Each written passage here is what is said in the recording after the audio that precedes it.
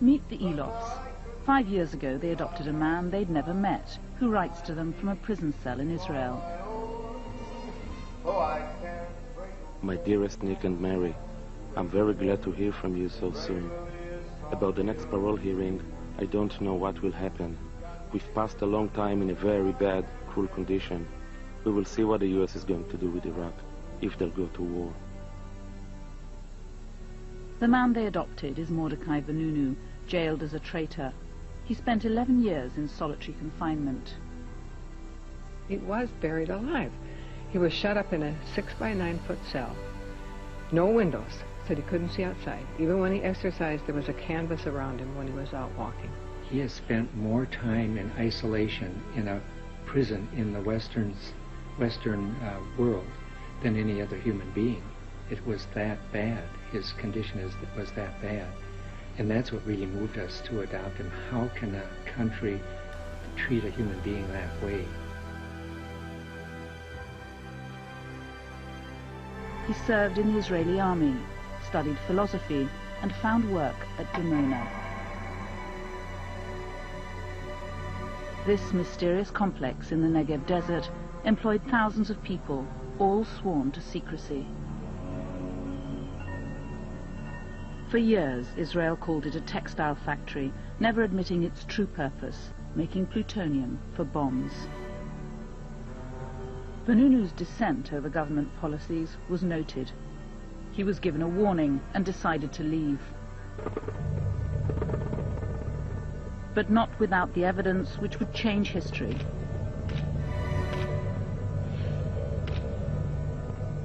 Today, his are still the only photographs ever seen of the inside of Israel's nuclear bomb factory.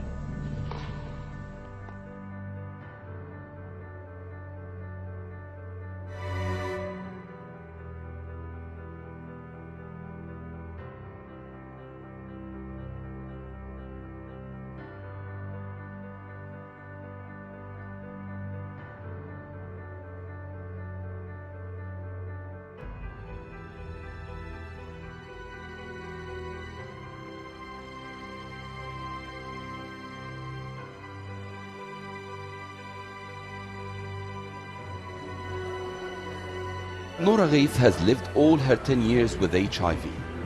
She's one of more than 400 children, it's alleged, were deliberately infected with the virus by a Palestinian doctor and his team of Bulgarian nurses.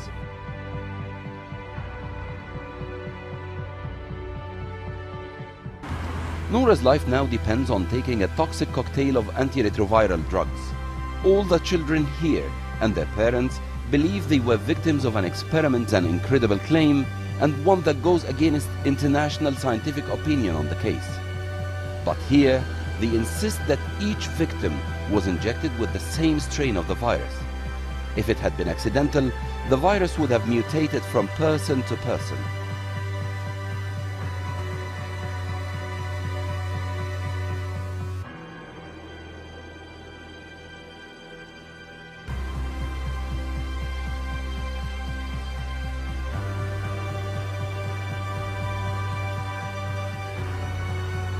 No one claims to know what organization is behind all this, apart from suggestions of foreign firms desperate to find a cure for HIV. So why choose this Mediterranean city for the so-called medical experiment? Well, the answer you get here is that Libya was under sanctions. With little travel in and out of the country, patients were an untainted sample. And if things go wrong, the eccentric leadership could be blamed.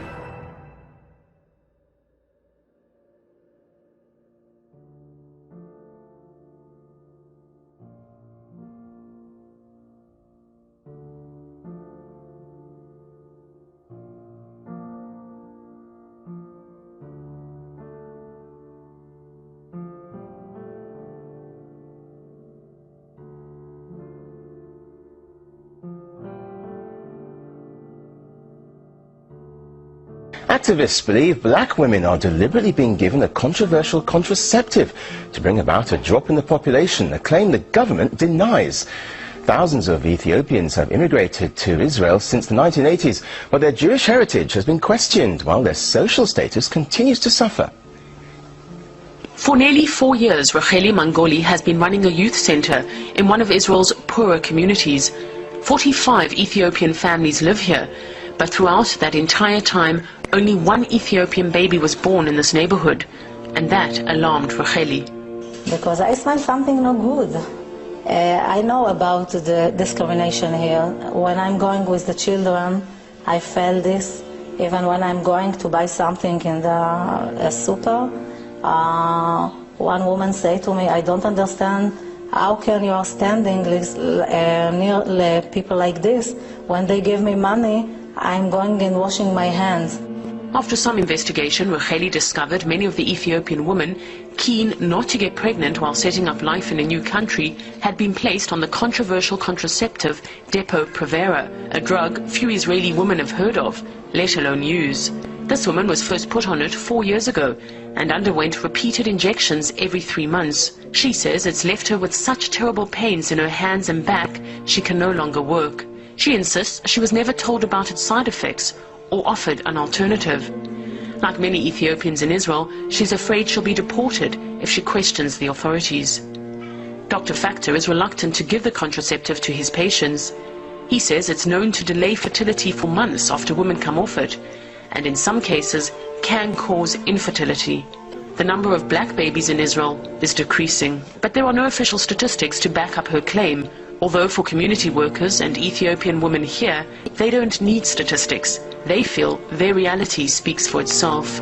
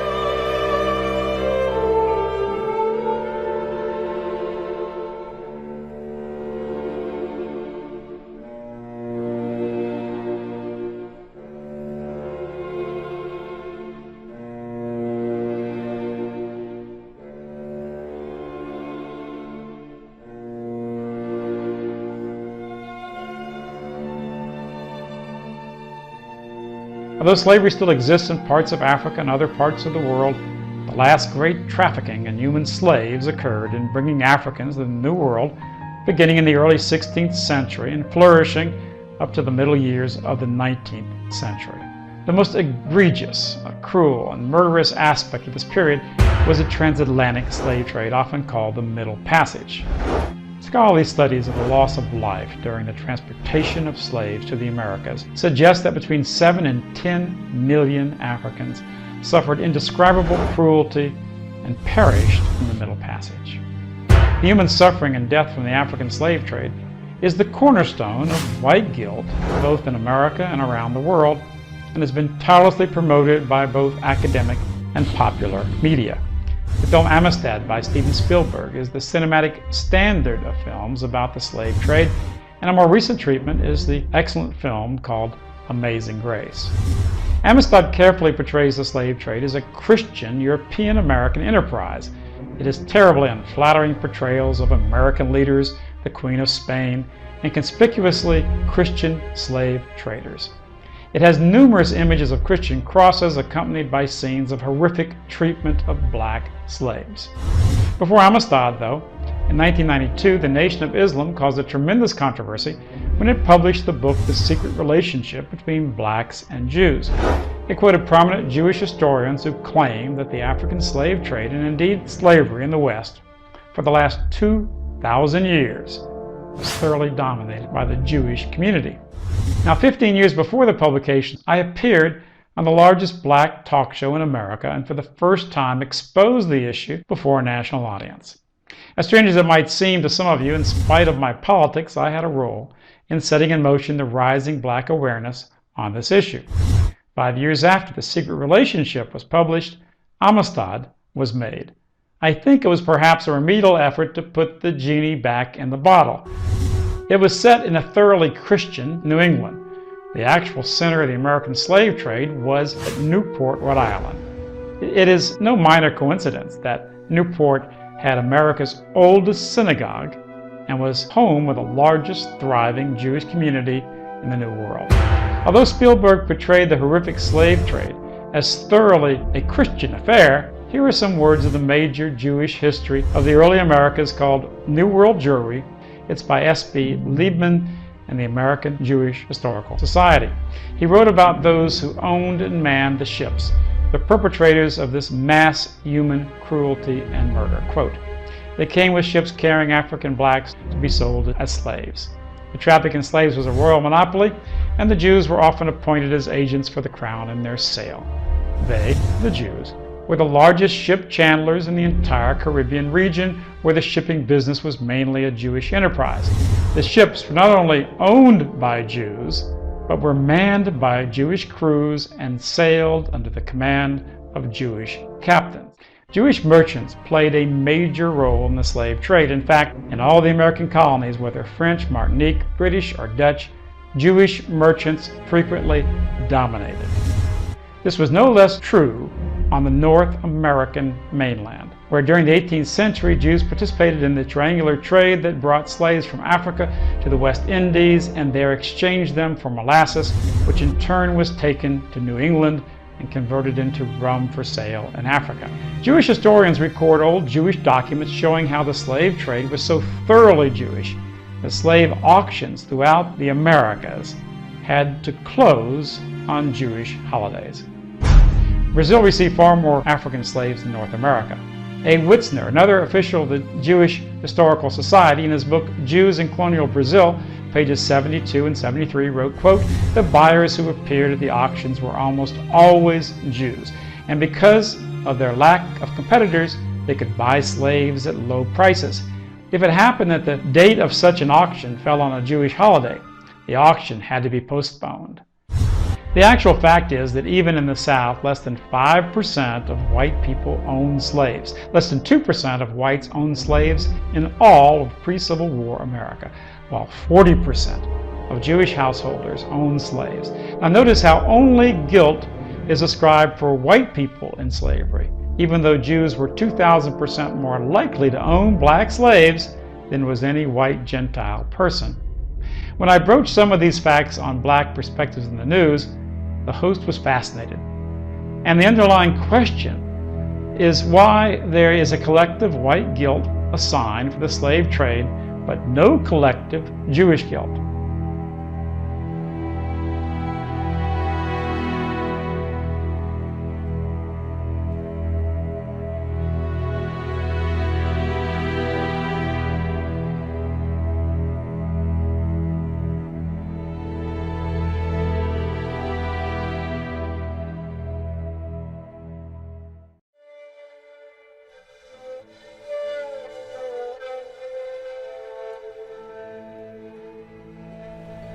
The heart and soul of everything that is happening, ladies and gentlemen, in the world today, the driving force behind it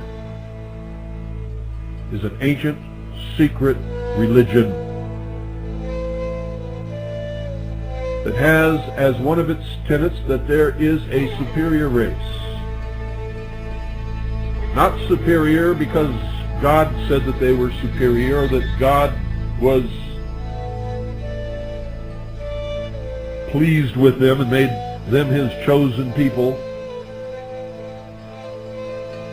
Don't misunderstand me, folks. I'm not talking about Jews. I'm talking about the collective body of the Anglo-Aryan race that calls itself the Illuminati.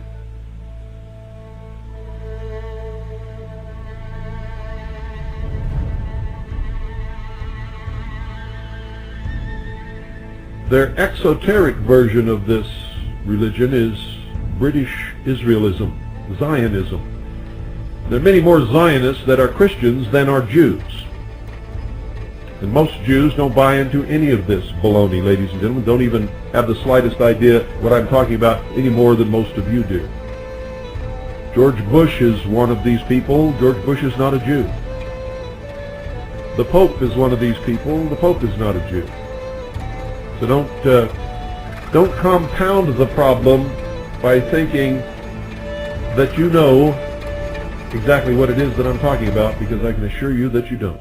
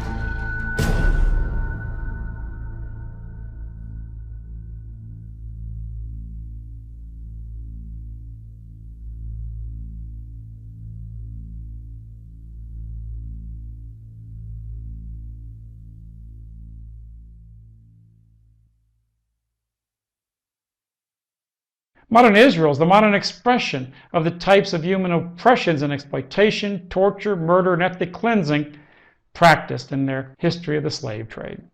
Unfortunately, only a few courageous Jews like Gilad Atzmon and Israel Shamir fight this power, and I salute them. It should be a badge of honor on Europeans in both England and America that they moved to outlaw the slave trade in spite of Jewish pressure and power. Blacks suffered for almost 300 years of Jewish-dominated slave trading, and tens of millions of European whites and others have suffered greatly for at least 2,000 years. The Jewish-dominated media from Hollywood to New York continue to wash the nation and the world with white guilt for slavery, while washing away any collective guilt of the people who hold the world's records for the slave trade since at least the time of the Romans. Now, why do they seek to instill guilt in our people, you might ask? The answer is clearly that the Jewish tribe sought to replace the ruling class of America and other European nations with their own people, and they understood that anything they could do to introduce guilt or shame upon their enemies, anything that would lessen their enemies' sense of loyalty and love of their own heritage, would weaken their resistance to Jewish power. And of course, the Jewish supremacists, they succeeded in replacing the old ruling class. They are the new ruling class of America, of Britain, of France, and Europe. Through their Fed and World Bank and IMF and globalist media and their political bribery in groups such as AIPAC and others, they've become more powerful than their wildest dreams.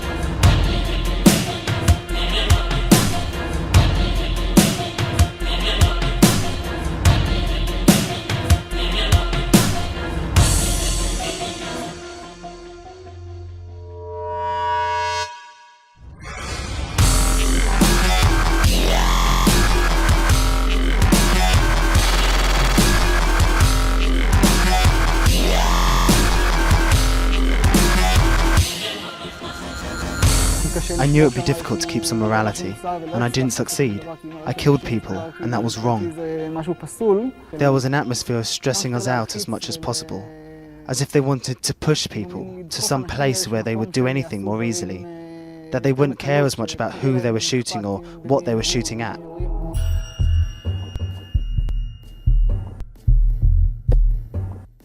No soldiers from the IDF have ever spoken on camera before about just what happened on what they called Operation Cast Lead. The Israeli filmmaker Nurit Kedar persuaded some to speak out for the first time about what they did.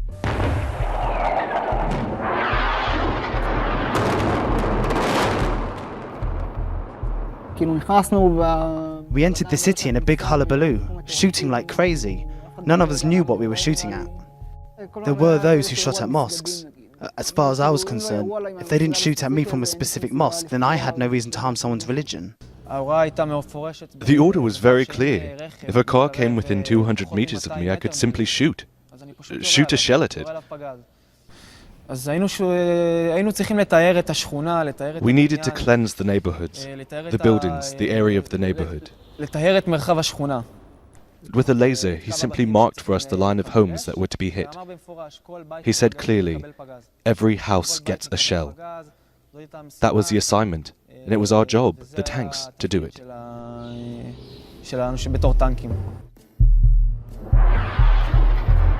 Israeli Air Force claims it has now hit more than 1,000 targets. This is an ongoing long war against terror. On Gaza's streets, ambulance crews rush to their latest call. Every time we got out of our tanks, there was always this thing of comparing who'd killed more. It was completely disgusting. All the time they'd come and say, "Great, we heard you killed 2 yesterday." And I was like, "What's great? That's something good? It's not good." The crump of tank shells can be heard landing every few minutes, along with the rattle of machine gun fire. And thousands of troops are now engaged. We would fire a shell onto the top of the building and a shell at the bottom. This is what caused all the civilians to leave, with white flags in the dark at night. Families with children, without anything, without bags, with no preparation. They have houses, we have houses. Why? For a few days we were shooting at chicken coops. I thought it was idiotic. Yeah, at chickens. Deterrent fire they called it. Every hour we had to shoot a few rounds from the machine gun at the chicken coops. Why? To deter people? Or to deter chickens? I don't know. I always tried to aim up at the sky so that I'd miss them. In the end, it's a person's livelihood, and these are chickens. They hadn't harmed anyone.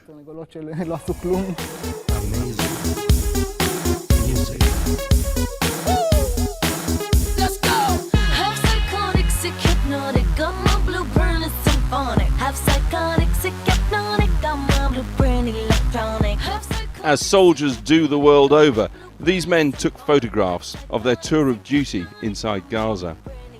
Images of young Israeli men barricaded inside Palestinian homes.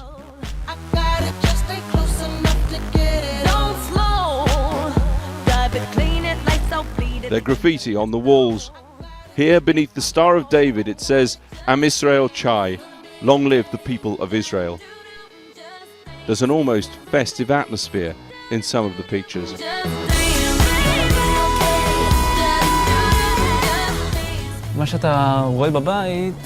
The house we were in, we'd taken it over from the conscripts, and the conscripts had left all sorts of surprises for us. In the bathroom, they'd been defecating. The bathroom was filled with excrement.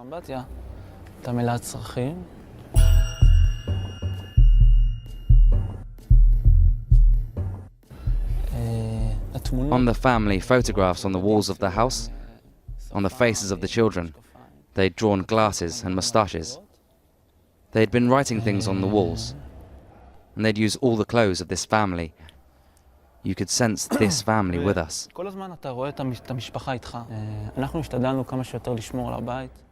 We tried to take care of the house for them as much as possible. We defecated on the roof upstairs. The roof was unfinished and it had sand on it, so we defecated in bags up there. We tried every day to wash up and clean up after ourselves. It was clearly the house of a prosperous, well-off family. There was a big chandelier on the ceiling and there were sofas.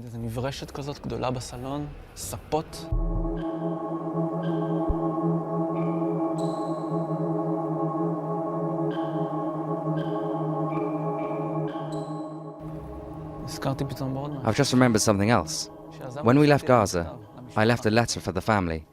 For the family in Gaza where we were, in the house, I left them a letter on the door saying that we're sorry for all we did, and that one day I hope we can live in this land as neighbors.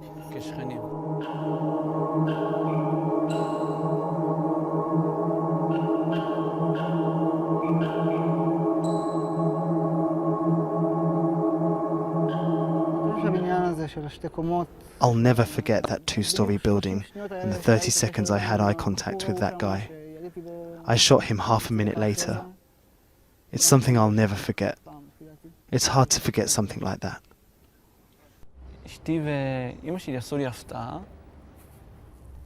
My wife and my mum had a surprise for me. What surprise? Well, my mum had bought me a new plasma TV. So I entered our home and saw the new telly. Now, I'm not mad on television, but my mum thought I'd be so happy to see the plasma. They'd hung up new shelves and painted the walls. They'd fixed up the house so that I returned to a renovated home. All clean, newly decorated. And I stood and looked at the house, and I just couldn't accept it. I wouldn't agree to this because at that moment I saw the house that we had left in Gaza and the family. Of course, their house remained, but most of the neighborhood where that house stood was gone now. And I knew that when that family returned to that house in Gaza, what would they see? All the shit, all their clothes, all the beds where the soldiers with their shoes had been sleeping, all the holes in the walls, all their clothes torn up, the smell of the soldiers with our weapons. And here I am, in a new house, renovated with a plasma TV. And it's at this point that everything changed. The pain began to come, the sadness, and the tears.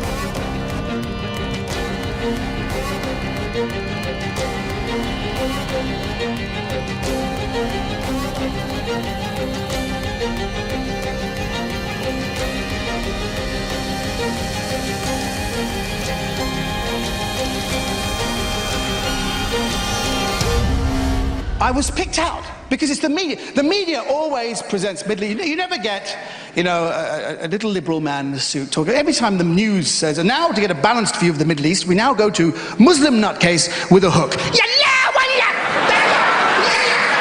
Nutcase, stand still for a second. We're outside Finsbury Park Mosque here.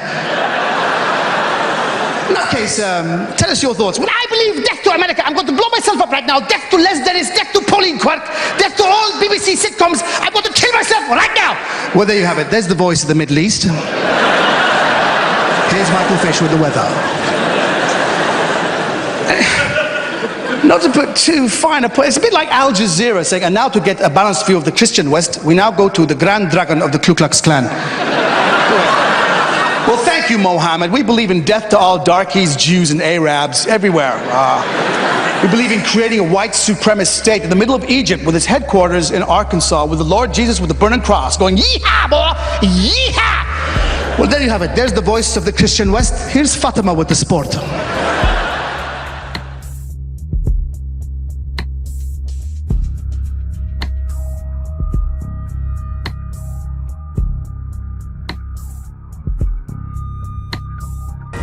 This is a Fox News alert. Things are getting more bizarre in Geneva, Switzerland, where Iranian President Mahmoud Ahmadinejad is at the microphones right now speaking. This is a conference on racism. Apparently Ahmadinejad using the occasion to engage in racism himself, calling Israel a racist government. Both Israel and Canada's representatives have just got up and walked out. Now, not just that, but we're told that there are protesters up in the balcony right now who are shouting at him. They're trying to get control over those two folks. And look at this. Wearing clown hair, decided to go up and make his protest known. Also not a fan of Ahmadinejad.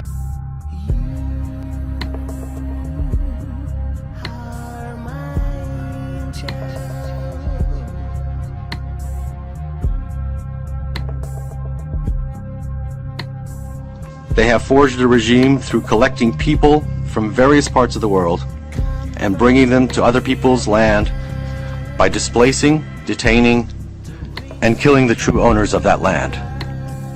The Security Council cannot do anything, and sometimes, under pressure from a few bullying powers,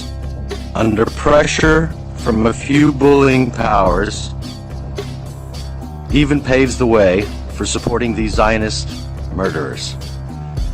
The lives, properties, and rights of the people of Georgia and Ossetia and Abkhazia are victims of the tendencies and provocations of NATO and certain Western powers, and the underhanded actions of the Zionists.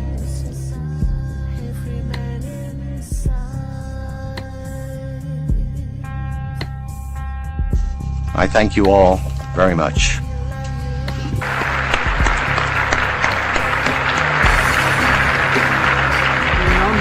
De la Asamblea General. On behalf of the General Assembly, I wish to thank His Excellency, the President of the Islamic Republic of Iran, and request the representatives to remain seated while I greet the President.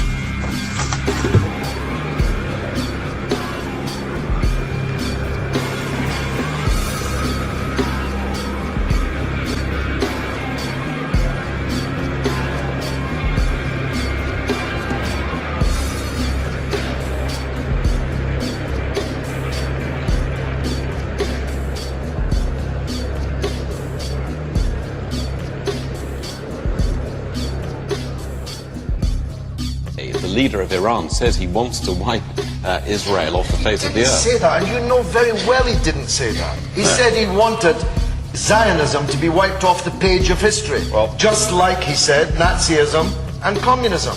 When you wanted to wipe out communism, you didn't want to wipe out Russia. You didn't want to wipe out the Russian people. This was a political statement. We have no problems with Jewish people. There are many Jews who live in Iran today. Please pay attention to the fact that the Zionists are not Jewish people. They have no religion.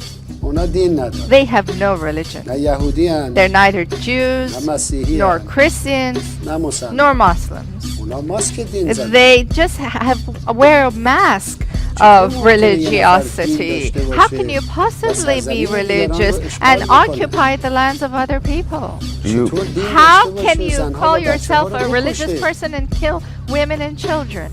The Zionists, as you call them, do they not come from some history of persecution? Do they not come from the deaths of millions of men, women, and children? Is there not a birth, no birth in that? You don't think that happened?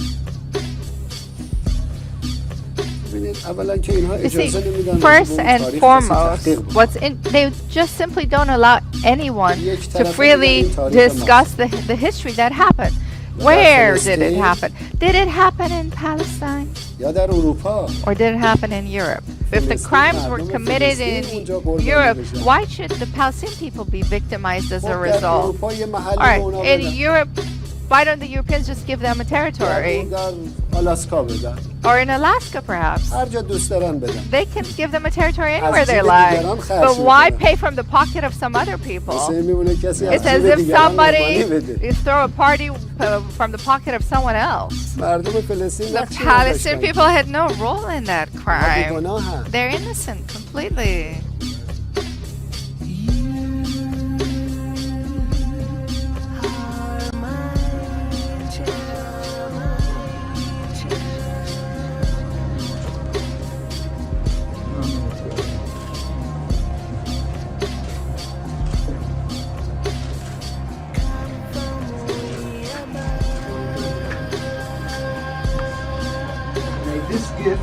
Be a token of gratitude for the sweetness and love you have extended to Jews and all mankind. On behalf of World Torah Jewry, presented by Nature Karate International, New York, USA. The President is of the world leaders who is exemplary in his comprehension and understanding totally the difference between Judaism, the spirituality, the religion, the servitude, and subservience to God, and the antithetical concept of Zionism, which is a materialism, godless in its essence, and a goal just for nationalism, and which is something forbidden clearly and distinctly by the Torah. I was in Iraq 3 days before the bombs fell in '91. There were Muslim Sunni mosques. There were Shia mosques. There were Christian churches and Jewish temples and synagogues. And even under Saddam Hussein, there was peace among them. Isn't that right, Brother Baghdadi?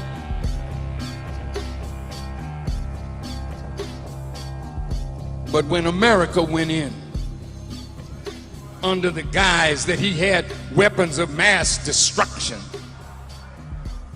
did they find any? So what was shock and awe about? You want to bring Gaddafi before the International Criminal Court? What about Bush? What about Rumsfeld? What about a government that lied to the American people and caused the lives of hundreds of thousands to be lost?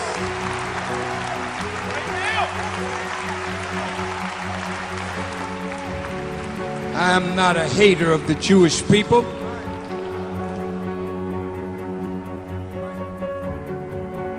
But I know the truth.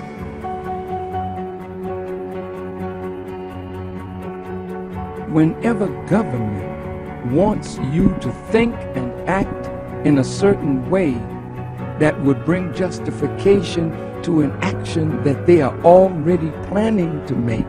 They must make the person that they hate a boogeyman. They're dissatisfied. Well, what is their dissatisfaction about?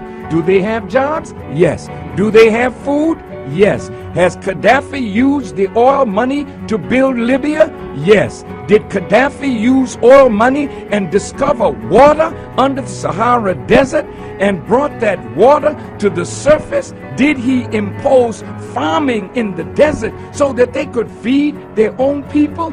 Yes. Are there billions of dollars that he's spending building homes, building apartments for his people? Yes. So something is under this. When you look the other way, when the Israeli Defense Force was bombing the innocent people of Gaza, unarmed men, women, and children, but our government looked the other way. You looked the other way when the Israeli Defense Force went into Lebanon thinking that they were going to have an easy victory. Then you had to come out with your tail between your legs. Don't tell me and wise black people or white people that you're interested in black suffering. Where were you in Rwanda? Where are you in the Congo? Why did you go to Darfur? Because oil is there.